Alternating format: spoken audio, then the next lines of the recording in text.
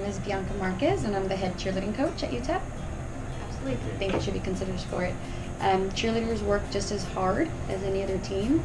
There's several different types or several different skills involved in cheerleading, which you see in other sports. For example, gymnastics, acrobatics. On top of that, they need to have good endurance and good body composition, and it's similar to what other sports look for when being top athletes on their team. What I look for my team specifically is good work ethic, good attitude, priority of academics has to be a priority, and so I look for kids who are disciplined, not only in terms of their personal being, but also disciplined in going to class and taking academics seriously. I also look for, on more on athletic levels, I look for kids who know that this is a sport and they're going to be pushed. They need to understand there's strength training involved. They need to understand that it's long hours and there's time commitment and a lot of demands, and so there needs to be flexibility. But I think discipline is a very good characteristic that I look for, because you have to be very disciplined and responsible to be able to be a good role model to your teammates. Biggest risk is death. We're tossing girls up in the air, constantly.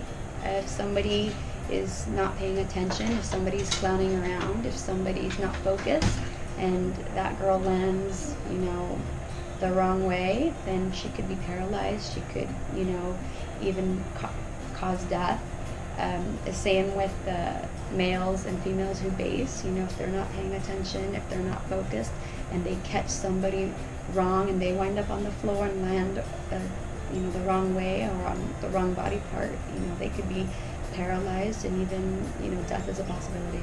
So nationals really takes almost an entire year. From when we start our tryout season, when we start practicing in June, we're already starting to do a lot of the skills necessary for nationals. Now it's different when you get your routine, because once you get your routine, it's a more formatted type of practices, because you're constantly doing the same routine. But in terms of skills already being focused on right after tryouts. So June is when we start. So we go to compete in April, so it's almost an entire year. Well, the cheerleaders, like all the other sports on campus, have a strength coach that helps to make sure that the team works out regularly, but also gives them tips on what they can do to help the process, including nutrition. They should be working out on their own, but practicing in itself with our 3 days a week plus their 2 strength and conditioning workouts, they get that workout that they really need to focus on raising their endurance and their muscularity